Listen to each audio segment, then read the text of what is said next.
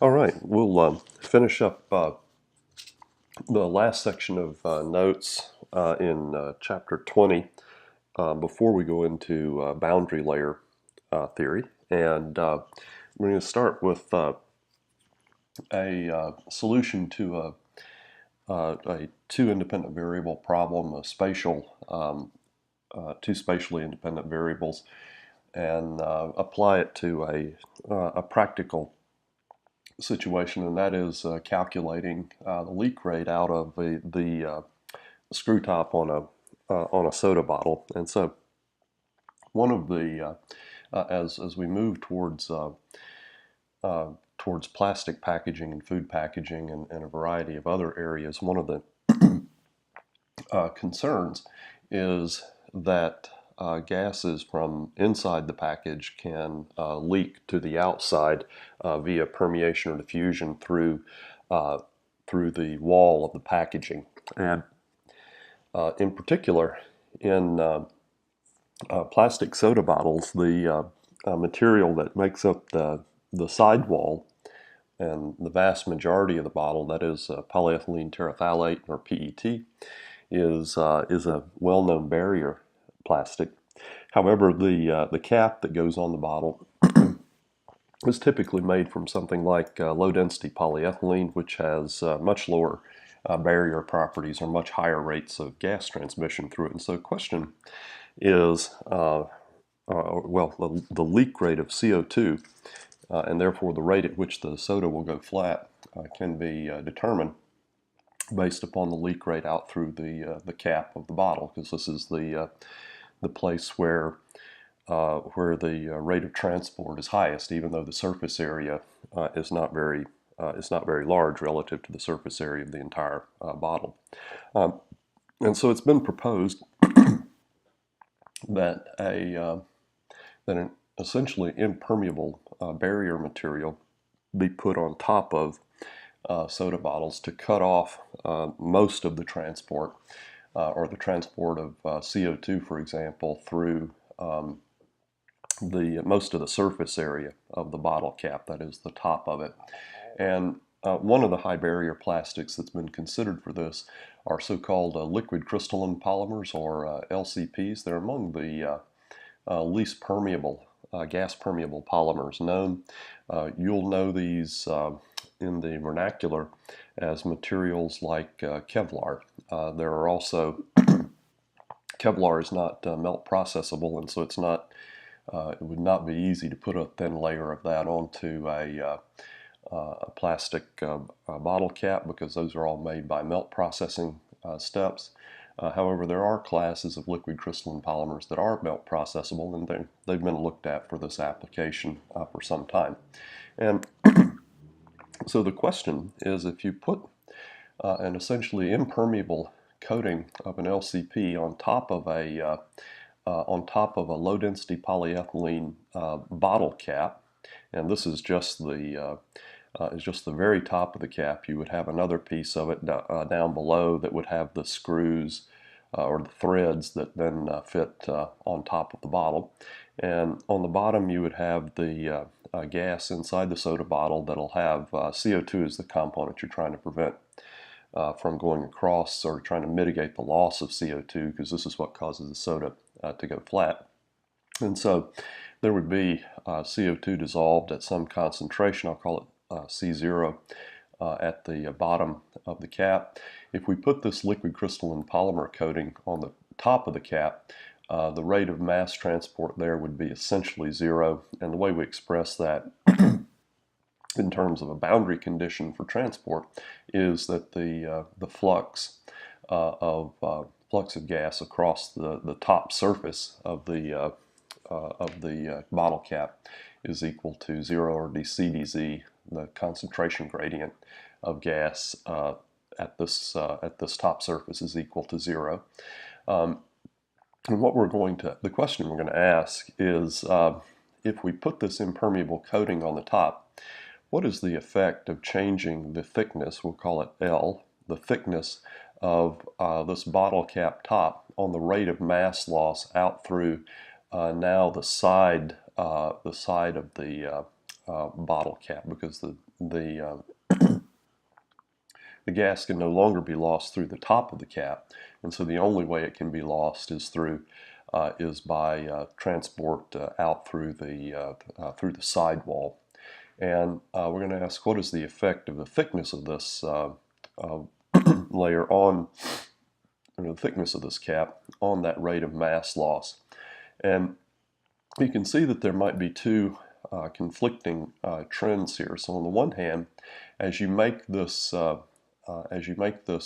cap thinner and putting this high gas barrier LCP coating on here helps with that, because it also turns out that these materials have very high mechanical properties. So you could design a cap that was thinner and could still bear the pressure of the gas under it. And so as you make this thinner, what happens to the rate of mass loss out the side of the container? Because you can see that there are two phenomena that would be in competition. One is you made this cap thinner, so decrease this distance L. Then you're decreasing the area available for mass transport, the area being just the circumferential area around the outside edge of the bottle cap. But you're also decreasing essentially the effective path length that the gas has to travel in order to get from inside the bottle to outside. And those two phenomena actually go in opposite directions.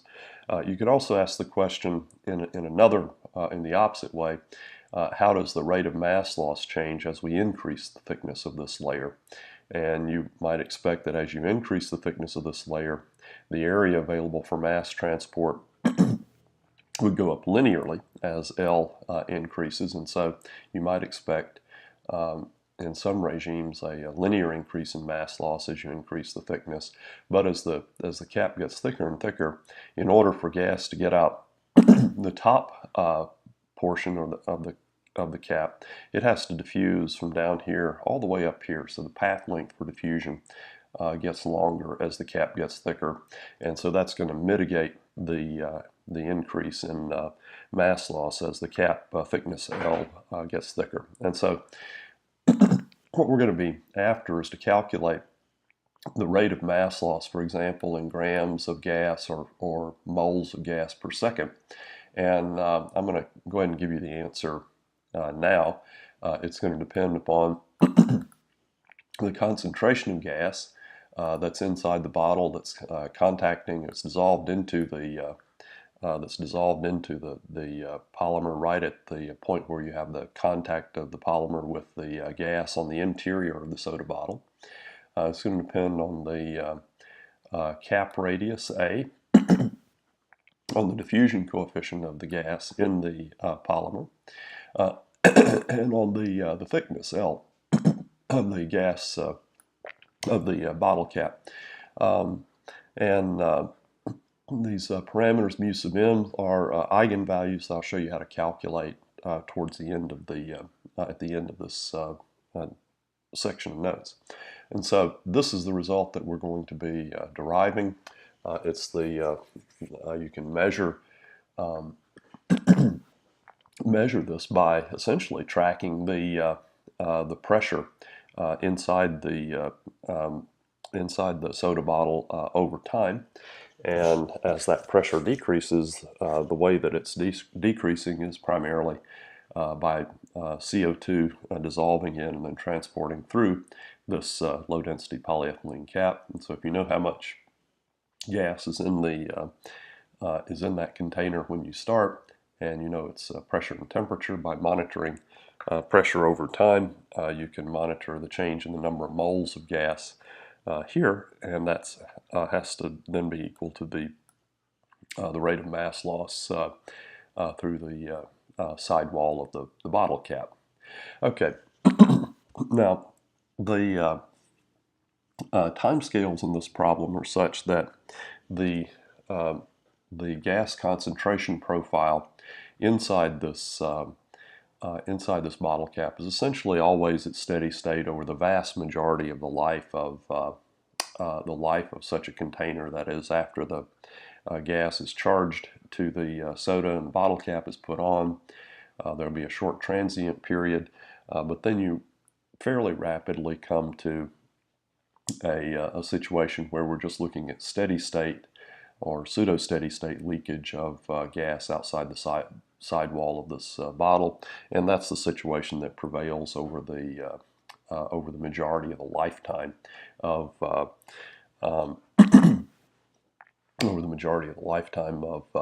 this device. And so that's the situation where we're going to solve this problem. And so if you go to the diffusion equations in radial coordinates, we will assume that there's no theta variation, no angular dependence of concentration, that the concentration is uniform in the radial direction. There's no rates, there's no chemical reaction, and at steady state, the diffusion coefficient of the gas in the polymer is constant, which is a good approximation at the concentrations we're dealing with here. And so at steady state, the diffusion equation reduces to del squared C is equal to 0, and in radial coordinates that is given by equation 1. And I'm going to work this one in a bit more detail by the separation of variables method. I'm not going to belabor that because I presume that you've been exposed to these mathematics before, and I really just want to get to the bottom line result and show you how to use these tools in order to solve practical problems. Our boundary conditions are that at z equal to 0, that is at the top where we have this impermeable coating, there's no flux of gas across that coating, dc dz is equal to 0. At the outer edge of the cap, R equal to A, any CO2 that comes out of this container is swept away by the surrounding air currents, and so the concentration of CO2 here in the bottle cap wall is equal to 0. At R equal to 0, that is the center line, we presume that the concentration profiles are going to be symmetric in the radial direction, so dCdR is equal to 0 at this point. And finally, as we pointed out earlier, on the bottom face of the cap, at Z equal to L, the concentration of gas dissolved in the polymer is going to be taken to be C0, which is a constant. So that establishes the four boundary conditions that we need to solve this partial differential equation, which is second order in R and also second order in Z. So we need two boundary conditions on R and two on Z in order to get a solution. This is one which you could solve by a number of methods. I'm going to show you a solution using the method of separation of variables. The way that works is we presume that the concentration profile, which will depend upon R and Z, can be written as a function that depends only on Z times a function that depends only on R. And this presumption comes from a basic property of differential equations like this. It turns out then if you put this formulation into the differential equation after a little bit of algebra, you come to the form that's shown here. The primes denote first and second derivatives on R and Z. So R prime, for example, is d capital R, d little r, d radius, and Z double prime is the second derivative of Z with respect to Z. And we can reorganize that result in equation 3 as shown here in equation 4. And the reason to do that is that then the left-hand side depends only on R, and the right-hand side depends only on Z.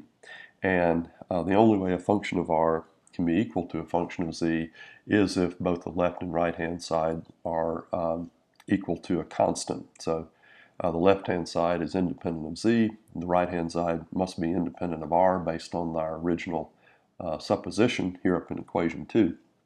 And the only way that that could be true is if both sides were equal to a constant, and we'll call it minus mu squared. That turns out to be convenient for the way these solutions unfold.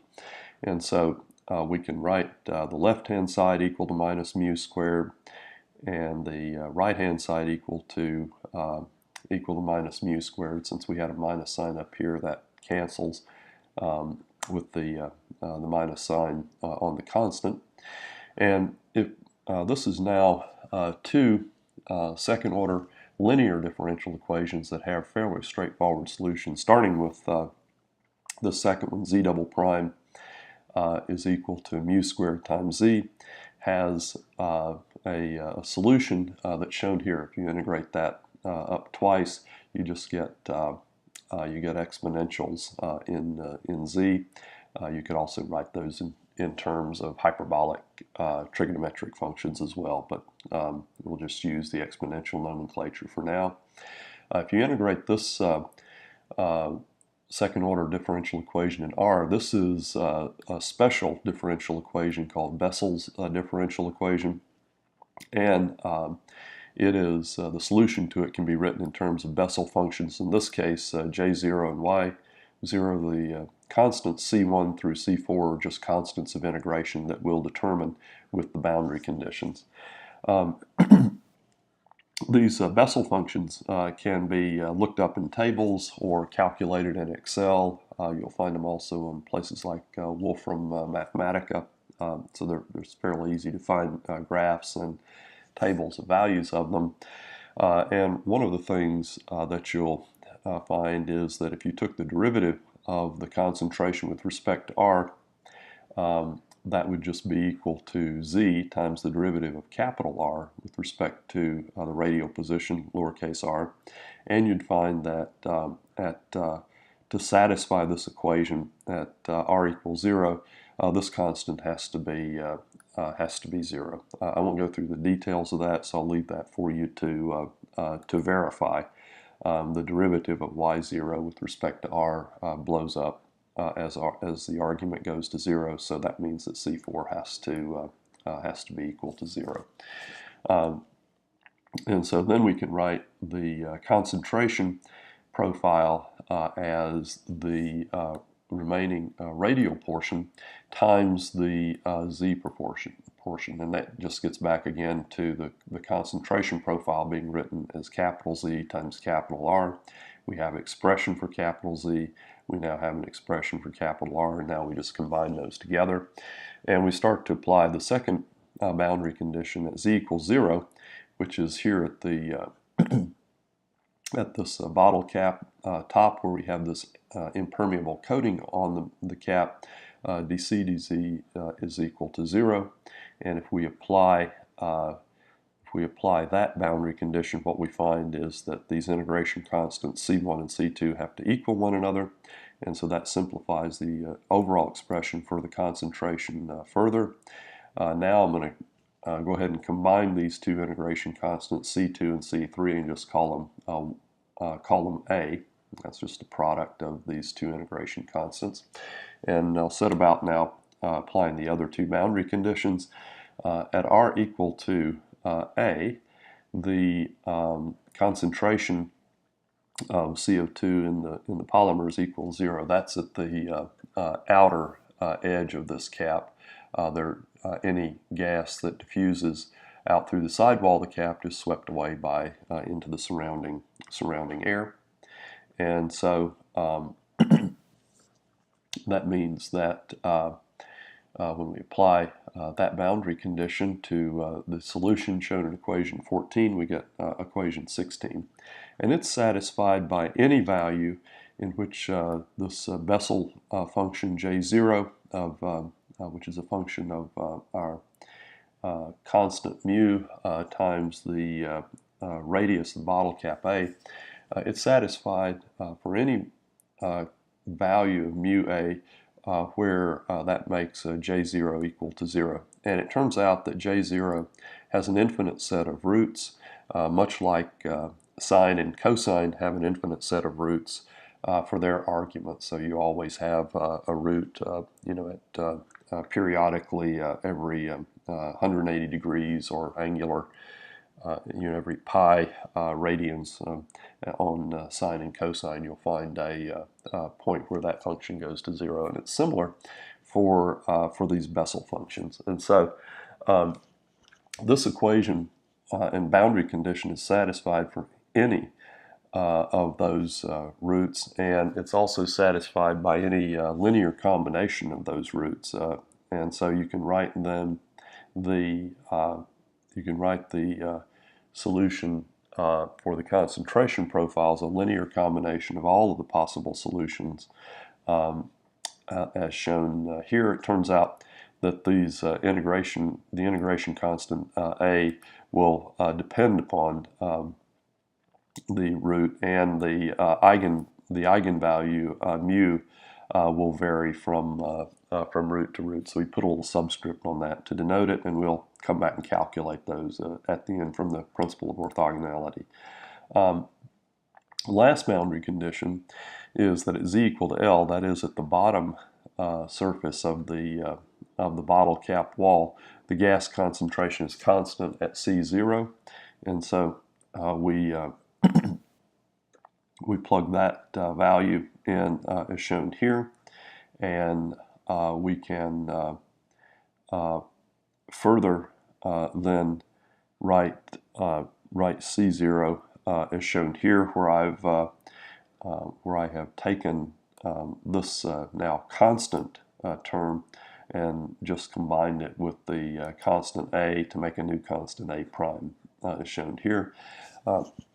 We can also start to write our variables, for example, our radial position variable. I'll call it x, and it's just, I'm going to define that as r divided by a. This is just a housekeeping detail that allows us to keep things dimensionless, and so C0 then can be written in the form shown here in equation 21. To avoid carrying this constant mu sub m times a around all the time, I'll define it as lambda sub m, and then C0 can be written as shown here. It turns out that these constants a sub m in solutions to separation of variables problems can be determined by a principle of orthogonality, and I won't go into all the mathematical details of that because I presume you've been exposed to this or can look it up online. But there are prescriptive formulas for calculating these constants, and the one for this particular case is shown here. And we carry out this integration of the Bessel functions to get the detailed values of these integration constant a sub m. We go through a little bit of algebra to unwind now to put back in, separate out this length dependence on our original constant a sub m that we had up here in equation 18, and then get the final expression for the concentration profile by putting all of these pieces together. And we require that J0 mu sub m times a is equal to 0, and so for each of these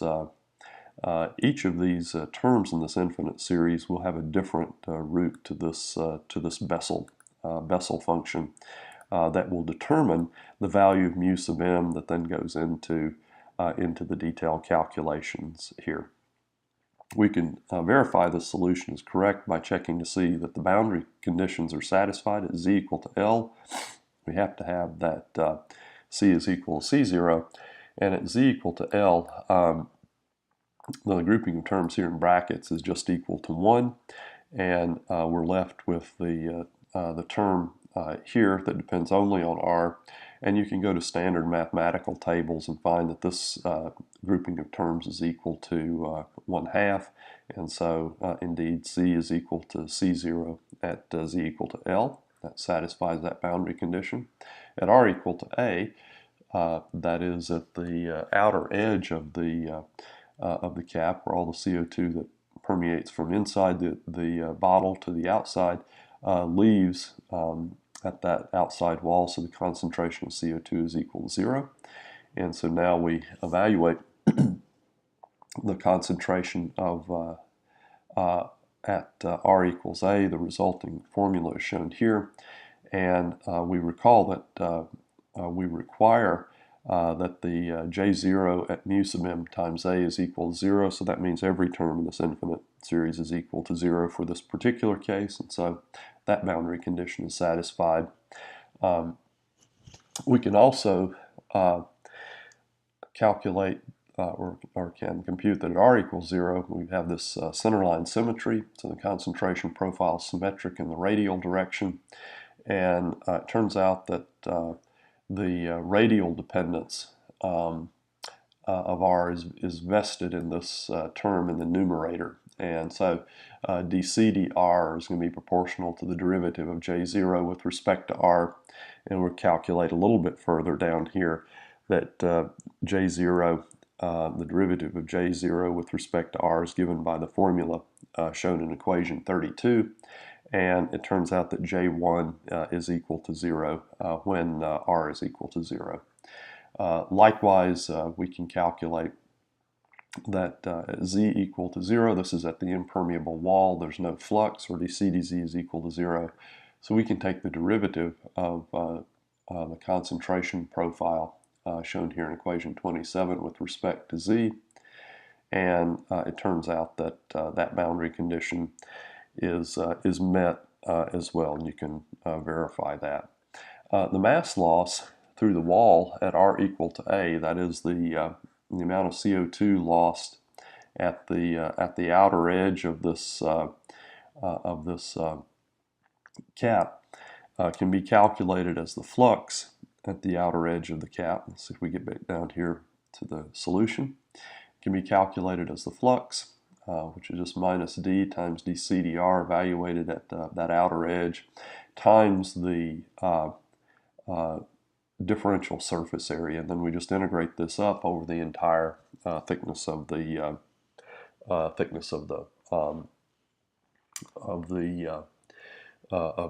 cap.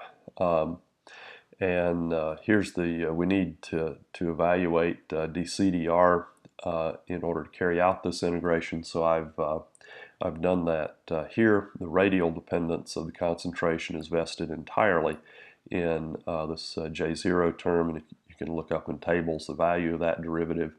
So we can calculate the derivative of concentration with respect to R, and then if you evaluate it at R equal to A, the term here in brackets just is equal to 1, and we're left with the expression that's shown here, depending only on Z.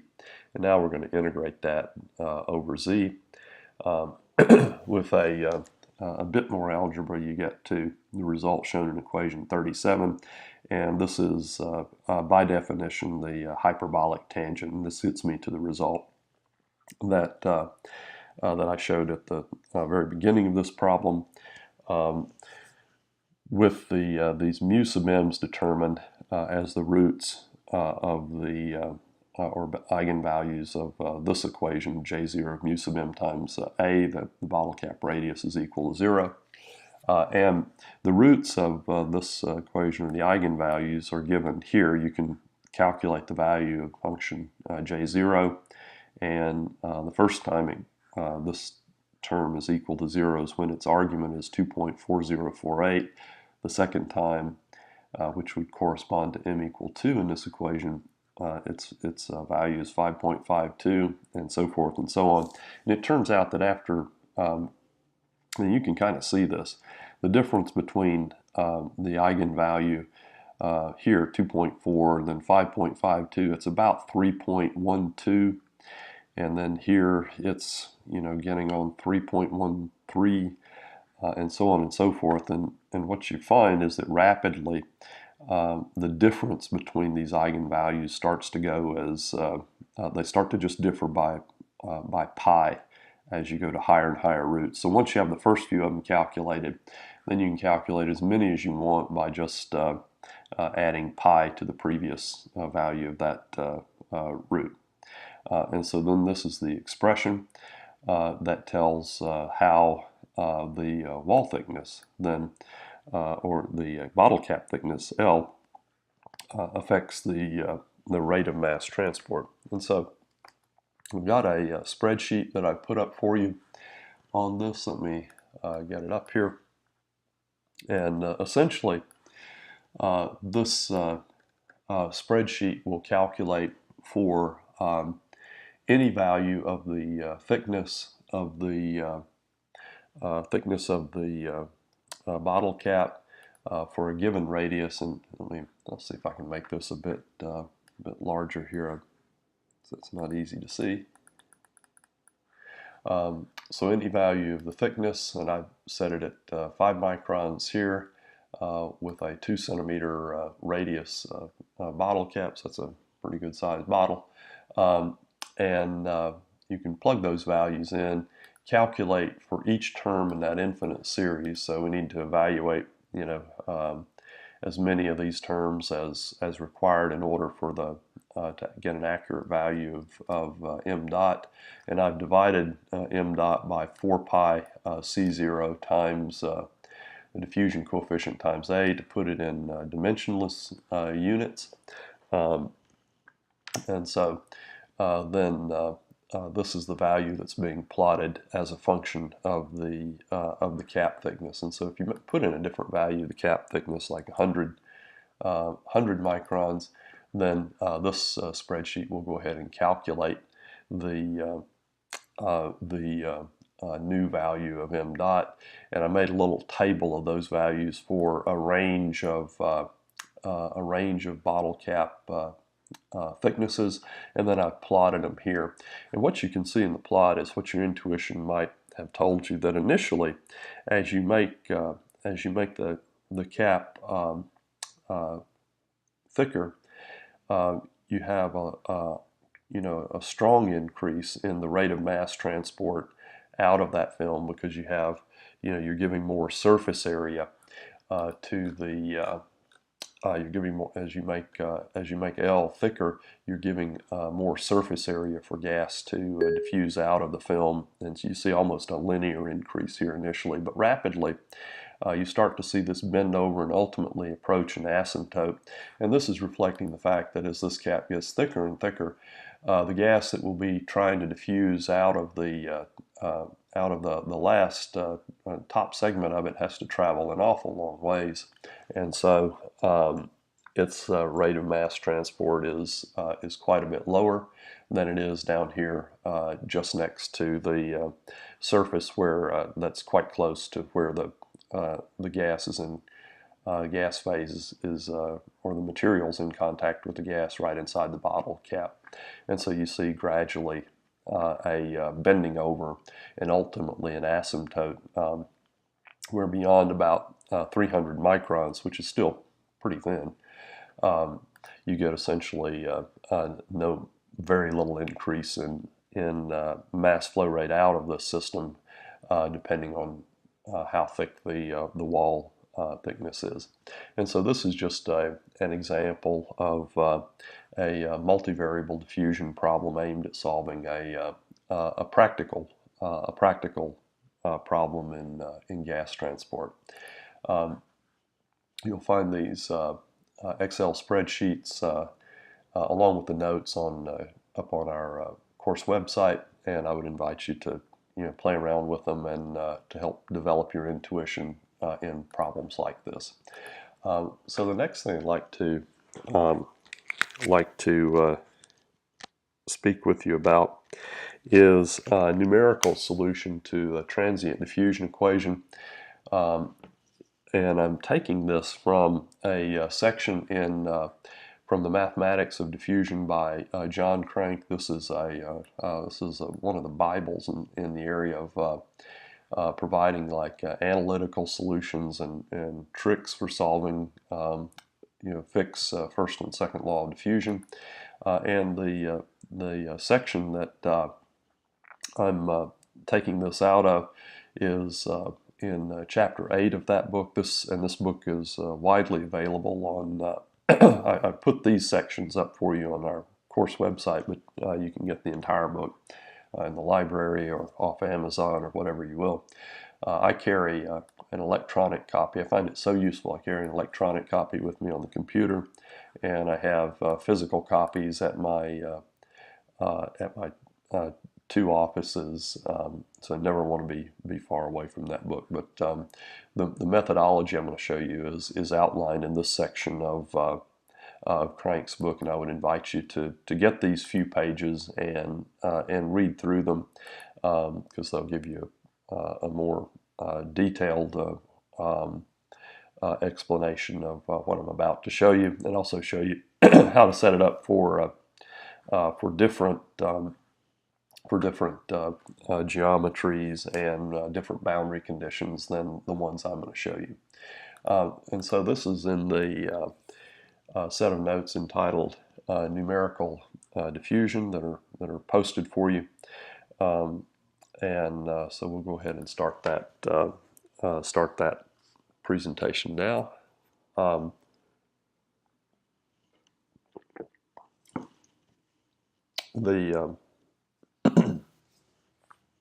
Let me just check one thing on to make sure that I'm not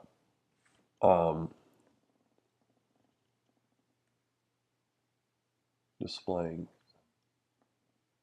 only the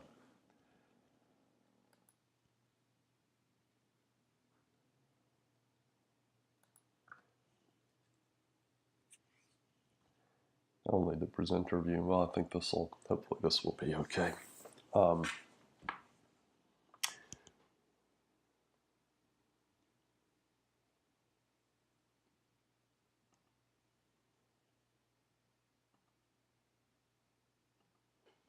Okay, let's get back over here and start the presentation.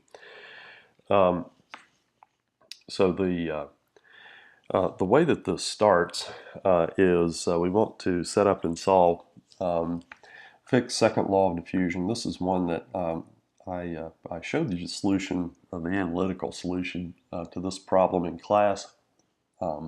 However, we'd like to also set it up and solve it numerically. And one of the reasons for that is that although the solution to this equation is well known, and there are many analytical solutions for it, for example, in John Crank's book or in the analog of this, Conduction and Heat in Solids by Carcelo and Jaeger, there are certain advantages to having a fast and easy numerical solution. It permits you to change boundary conditions and change internal concentration distributions and make calculations of flux and concentration profiles very rapidly, whereas the analytical solutions would require really starting over and rederiving the result. And so we're going to look first at what I would call a permeation experiment. That's one where you have a film that initially has a concentration of a penetrant in it at t equals 0 called C initial, and at one face of this film, and the film is taken to be infinite, or effectively infinite in all directions except the thickness direction. And if as we discussed earlier, if this dimension is a few microns, then infinity in the other directions might be a few millimeters or centimeters. So this is a very practical solution. This would be, for example, to model the rate of CO2 transport out the sidewall of that soda bottle could be undertaken with a model like the one shown here. And we're going to have the on the left-hand side at x equal to 0, the concentration of penetrant inside the film B equals C0, and on the right-hand side at x equal to L, the concentration will be C sub L. And what we'd like to do is calculate the concentration profile inside this film as a function of time, and also calculate the fractional mass uptake as a function of time. and I'll leave it as a further exercise to calculate the actual mass flux through this film. But this will tie in well to the analytical solution that I gave you to this problem earlier, and this is just to give you some background on how these types of problems are set up and solved numerically. I realize that there are a lot of packages that one can use for this sort of thing now, and I won't discourage you from using that when we do homework problems in this area, but I still think it's valuable to see nuts and bolts of how to set up and solve these on a detailed basis, so you see kind of how some of the packages are setting up and solving these types of equations. So we'll be considering the simplest case. There's no chemical reaction going on in this film. Diffusion coefficient is constant. It's one-dimensional diffusion, and so the mass balance or equation of continuity will simplify to the form that's shown here with the boundary conditions that are shown down here. And so the way we start this is first by making the differential equation dimensionless, and we'll make the concentration dimensionless by normalizing it by one of the concentrations, and it could be either the concentration at x equals 0, at x equal to L, or the initial concentration. And basically what we're looking for is to pick the highest concentration that this film might see, so that we have our dimensionless concentration living between 0 and 1, like all of the other variables except time. And x we will make dimensionless by just the film thickness. That's the natural variable for that. And if you put these two in, what you'll find is that you'll have a grouping of terms d over L squared, which has units of reciprocal time. And so the natural grouping of variables to make time dimensionless is t times d over L squared. If you plug these variables into the differential equation, you get the dimensionless form that's shown down here. Looks an awful lot like the equation at the top, except the variables are now capital letters, and the d has disappeared because it now is incorporated into the dimensionless time variable t.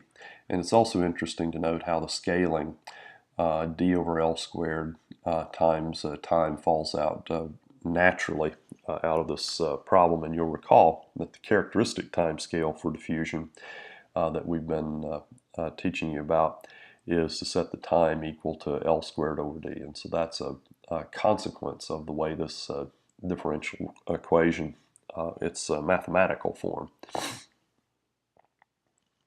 And so the way we start this is first by working on the left-hand side, and we expand the concentration in a Taylor series in time at a fixed value of position.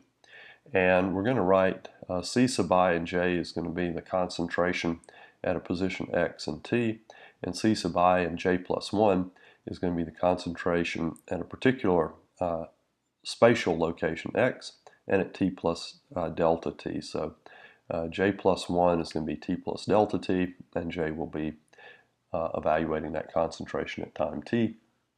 And so the concentration at position x and time t plus delta t is equal to that at x and t plus the time step delta t times the time derivative dc dt evaluated at position x and time t, plus higher order terms, which we're going to neglect. If I make delta t small enough, then these higher order terms will be negligible, and the linear approximation will be adequate to represent this derivative. And so I can write the derivative dc dt for sufficiently small values of delta t as the concentration at t plus delta t minus the concentration at t divided by delta t, all at the same value of x.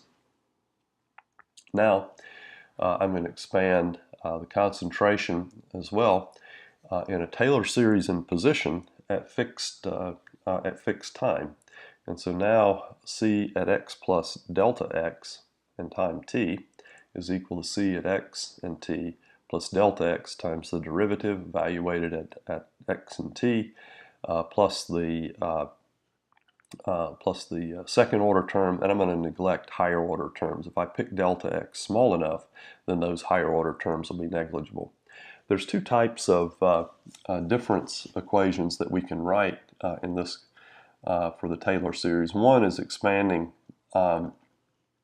in so-called forward differences, that is calculating c at x plus delta x relative to, in terms of c at x. We could also calculate c at x minus delta x in terms of c and x, and there the difference formula would take the form that's shown here. These two results are equivalent.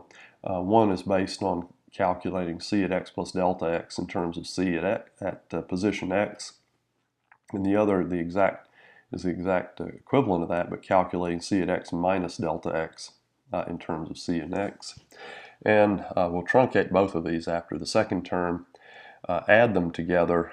These terms that are linear in delta x cancel one another, and we have the following expression for the second derivative of c with respect to x squared. Now we can put those two results together, so-called finite difference results together, and we can discretize or rewrite the differential equation in the following form. And so this is c at position x and time t plus delta t, written in terms of c at position x and time t, plus a grouping of terms that that depends upon c at x minus delta x, c at x, and c at x plus delta x, all evaluated at time t. R is the ratio of delta t divided by delta x squared. It falls out naturally when you put these two, make these two substitutions into the differential equation. And what we'll note is that the right-hand side depends only on concentration evaluated at time t. And so if you know, for example, which we will, the initial concentration distribution in the film, that is at t equals 0, we can calculate the concentration throughout the film at time t equal to 0, and we could use this formula then to calculate at any position what is the concentration at time t plus delta t. And that's kind of the basis of what we're going to do moving forward. And we could do this over and over in time and basically apply this equation, t plus delta t, t plus delta t plus another delta t, and so on and so forth, to calculate how the concentration profile evolves both in position and time. And so the basic idea is shown here. If we imagine our film at x equals 0 is shown over here, and x equal to L is here, and I have set delta x to be this distance, so we basically discretize the differential equation in increments of delta x across the film this way, and my time step is set at delta t in this direction. At some given time, I'll know these concentrations at time t, because I have to know them here at the beginning due to my initial condition, and from knowing the initial conditions all the way across the film, I can calculate the concentrations at t plus delta t using this discretized form of the differential equation, and then I can march forward in time over and over using this same approach, and I can then solve the differential equation numerically by solving this equation at every position and every time step, with these boundary conditions that always here at x equals 0, c is equal to c0, and at x equal to L, c is equal to c sub L. And this will work. It turns out that you need to have very small values of delta x and very small values of delta t, because while this is you'll recall that the way we derived this formula is we threw away terms in the Taylor series that were greater that were higher than any terms that were higher than delta t or higher than delta squared x, we threw those away, and so we have to keep delta x and delta t sufficiently small that the errors made in that approximation don't accumulate to the point where the solution becomes wrong or unstable. And that turns out to be a fairly significant issue that limits the ability to use this kind of discretization formula. And so Crank and Nicholson proposed fixing this or correcting this result, if you will, in 1947. And this is the same Crank, John Crank, who wrote The Mathematics of Diffusion.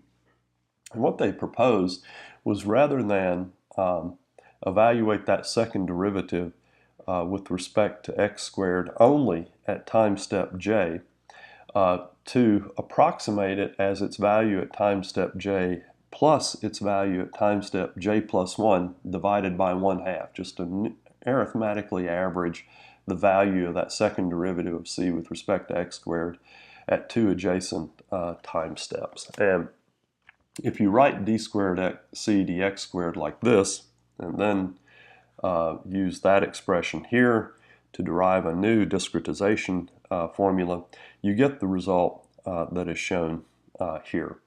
And the basic idea is that now on the left-hand side you have the concentration at x minus delta x, at x, and x plus delta x, all at time step j plus 1, written in terms of the concentration at x minus delta x, x, and x plus delta x, all at time step j. These values you will always know, and these are the values that you're trying to calculate at a subsequent time step. This turns out to form a series of algebraic equations that have a really easy and rapid solution. And so, if we, for example, take our film with at x equals 0 and x equal to 1, at x equals 0 the concentration is C0, and at x equal to L the concentration is C at L. And if I break it up into 5 different domains, so delta x here, I basically is the distance between any two of these points. So the first delta x goes from 0 to 0.2 in x, between 0.2 and 0.4, and so forth. So I've discretized in the x direction with five steps. I can write the discretization formula for each of the interior points, that is at 0.2, 0.4, 0.6, and 0.8, in terms of the 4 differential equations that are shown here. And on the left-hand side, I've got the concentrations at C1 up here, C2 here and here, C1's also over here, C3 here, and C4 here and here. And the values at I equals 0 and I equal 5 are specified. Remember at the beginning we said we would know the concentration at x equal to 1. That's just what I've called C sub L. And at x equals 0, the concentration is known at C0. So those two are known. And there's only 4 of these interior concentrations that are unknown. I can write one discretization equation for those. All of the values that are for concentration that are shown on the right-hand side are values at time step j. And I'll know all of those values. I'll know them certainly initially because I know the initial concentration. And then once I make a calculation at time step j plus 1 or t plus delta t, then I'll know the concentrations at that first time step. I can load those in to the right-hand side here calculate the concentrations at t plus 2 delta t, then load those into the right-hand side, calculate the concentration at t plus 3 delta t, and so forth and so on. It turns out that this is a much more stable numerically way to discretize the differential equation, because it reduces some of the error in evaluating this the second derivative in the spatial direction. And what you form is a series of 4 algebraic equations in 4 unknowns. The 4 unknowns are the concentrations at each of these interior points, 1, 2, 3, and 4, at time step t plus delta t. So you have 4 equations in 4 unknowns. It forms a matrix, and I've written it in this particular form. All of the missing elements in the matrix are 0, and so we don't show the zeros explicitly, but this is basically a 4 by 4 matrix. The terms on the right hand side are all known, and so if you solve that 4 by 4 matrix, you calculate the concentration at these interior points at time step t plus delta t. If you take those concentrations and then plug them into the right hand side, you can redo the solution to this equation and calculate the concentration at t plus 2 delta t, and so on and so forth. This particular form of a matrix is called a tridiagonal matrix, and you can see it has terms along the diagonal and then terms that are just one position away from the diagonal.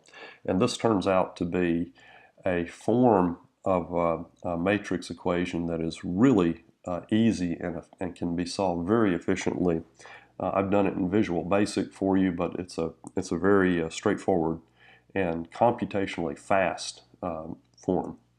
So here's one website, but you can look up the solution to so-called tridiagonal algebraic equations, tridiagonal matrices, and they're often solved by an algorithm called the Thomas algorithm, and I'll let you can look this up online. I'll just show you the steps. I'm not going to belabor this for those of you who may not be so familiar with Visual Basic, but this is the Visual Basic code that's in the Excel spreadsheet I'm going to give you, and this is all of the code you need to solve this tridiagonal matrix for any number of time points you want and spatial discretizations that you want to make. And so you can discretize this not at 5 points, but you can discretize it at 10 or 10,000, and you can calculate the time from 0 up to as high a time value as you like. And this is the central code for doing all of that. And so it's really powerful and simple method to solve these tridiagonal matrices. We calculate, and that'll give us the concentration profile as a function of x and time. We can calculate the fractional mass uptake as basically a numerical integration of this concentration profile, and I've just used Simpson's rule here to estimate the value of this integral. There are other ways of doing this, but this is a particularly simple way of doing it. And so the bottom line result for calculating fractional mass uptake using Simpson's rule is shown here at the bottom of the page. So once we have the concentrations calculated by solving this the tridiagonal matrix, then we can calculate fractional mass uptake. I'll show you some results here.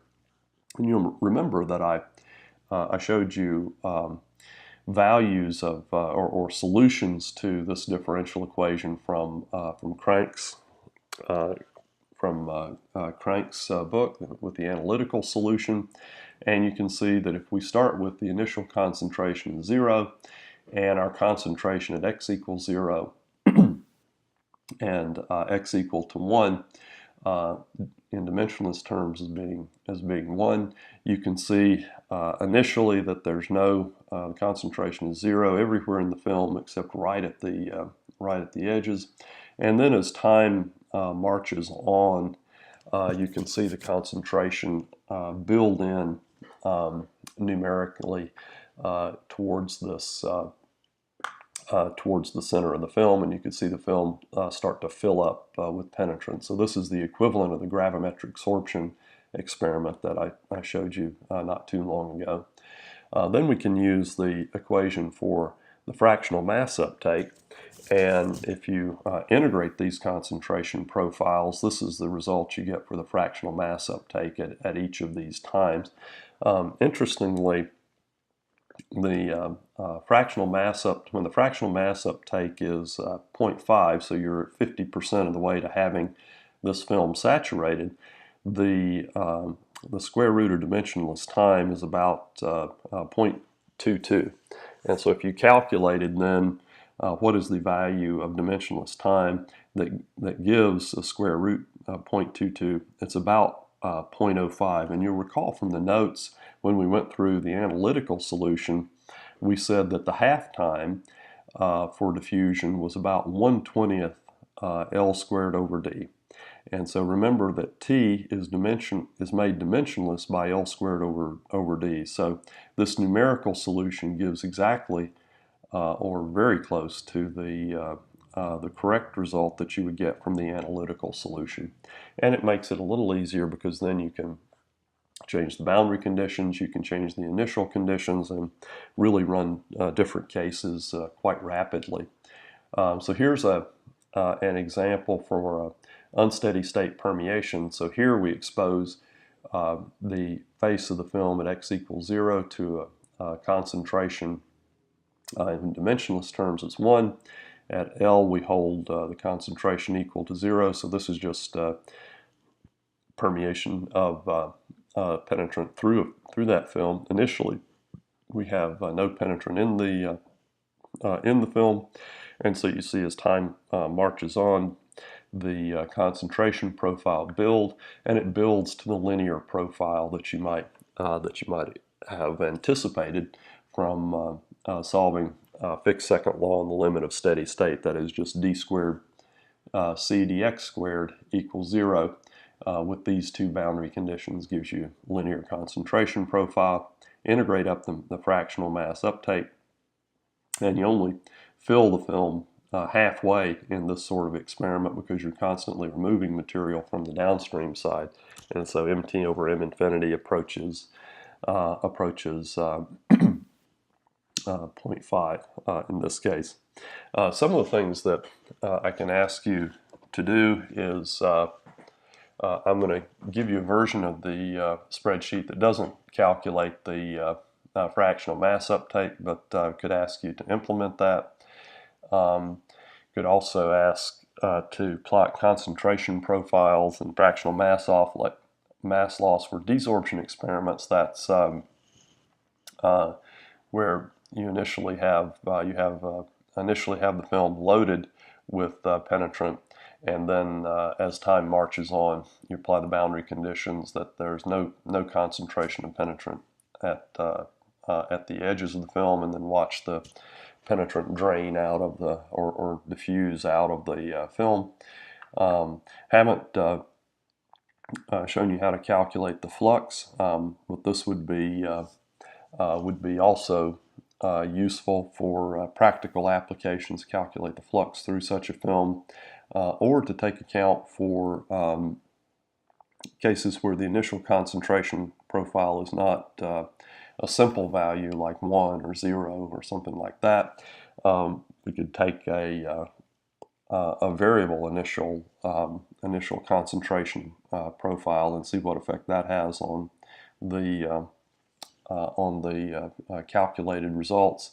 And there's a number of other things that one could do that are very straightforward once you have this basic numerical solution working, but that would require a fair amount of work analytically if you were to sit down with pencil and paper and try to calculate these. Now, when I ask you to do these, a few of these on the homework, I'm not necessarily expecting that you'll learn Visual Basic and use my code as a starting point. If you've learned other mathematical software packages that can be used for this, then you're free to use those as well, as long as you show me your work and show me your how you did that work. I've provided you with one example to get one way of getting started, but you may have access to easier or more efficient ways of doing this, and certainly please feel free to use those. But that's how you solve these differential equations numerically, and I've found that to be quite useful over the years. And again, I have you'll find that in Crank's book, The Mathematics of Diffusion, and I will leave this to you to look up as you need. So I've set a couple of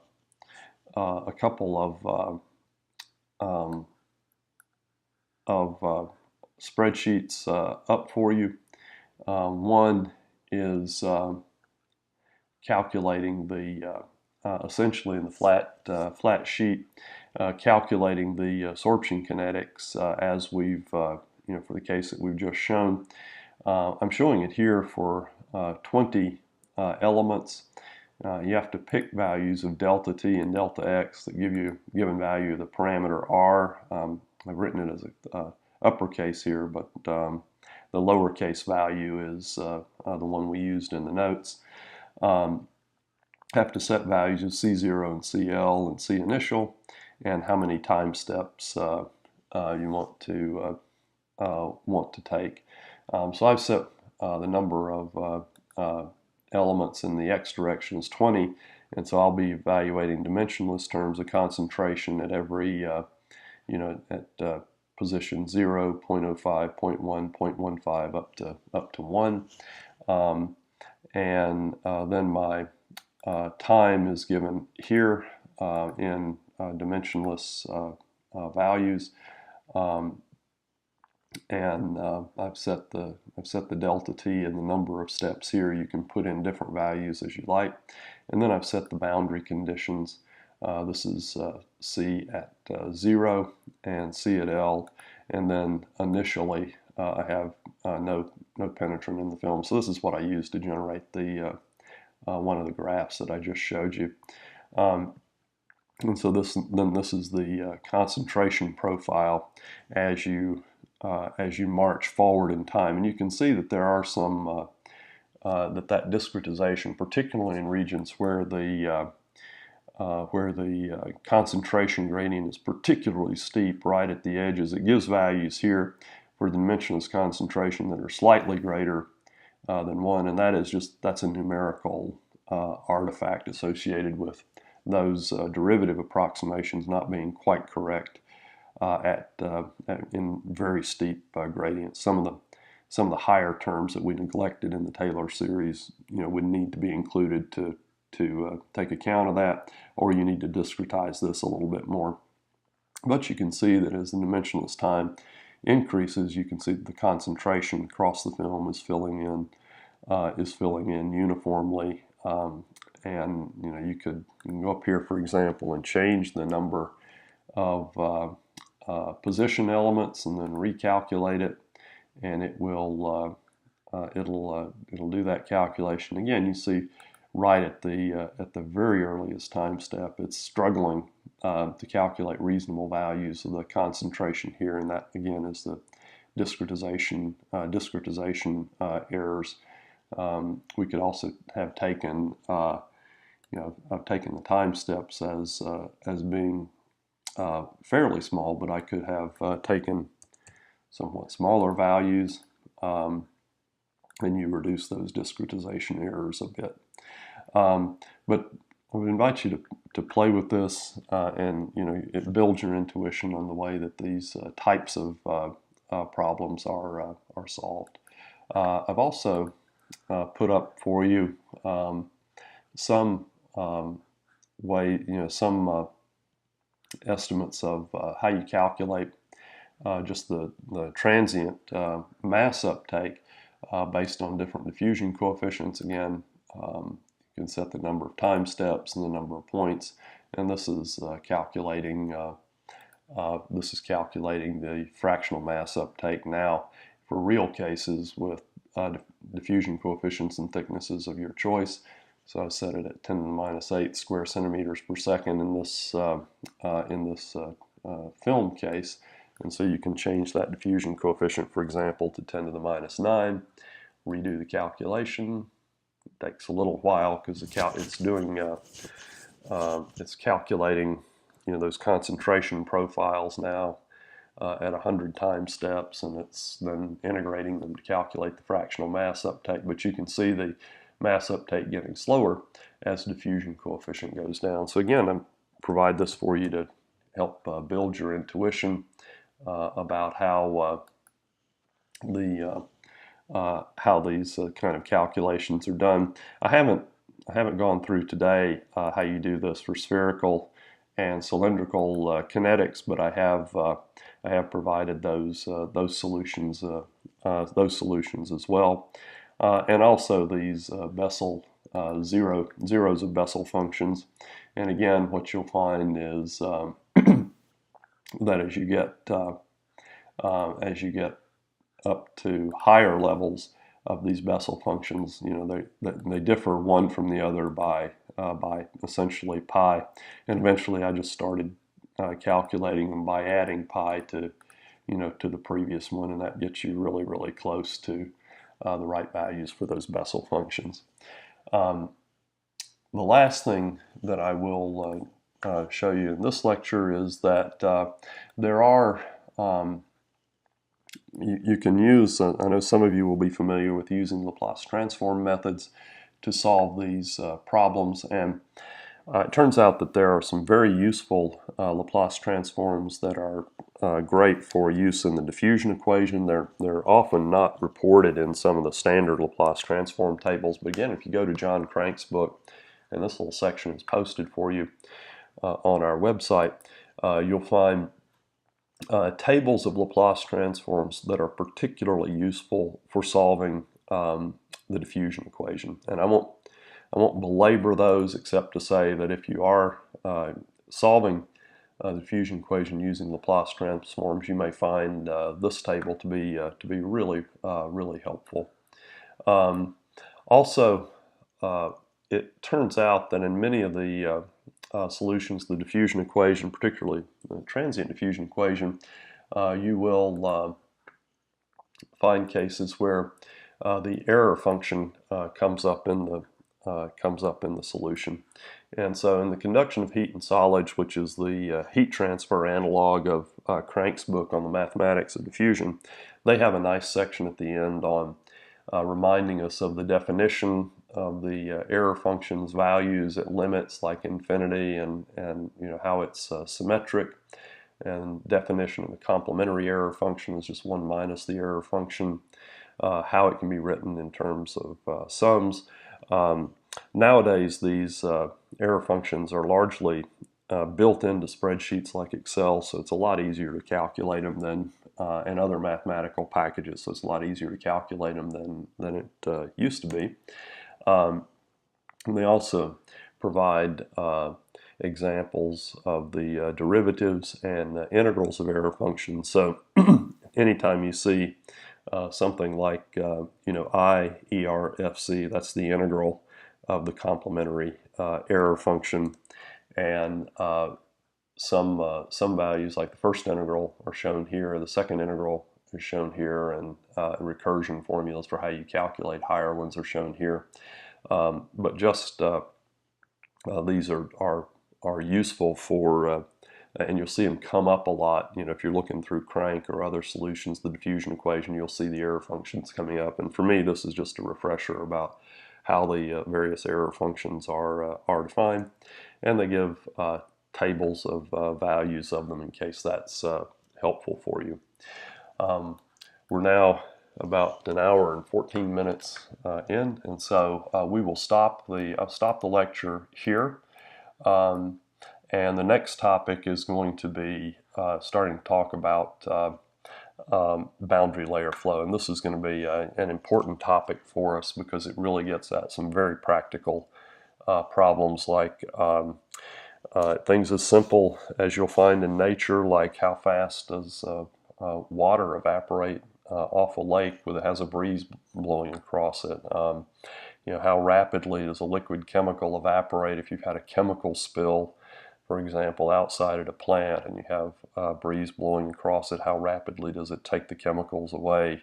And then to situations, we've solved a number of problems involving catalyst particles where we say that outside the boundary layer, the concentration of all species are constant. We're going to show you now how to calculate the thickness of those boundary layers and to calculate the mass transfer in boundary layers. And this turns out to be really, really useful in a wide variety of mass transport problems.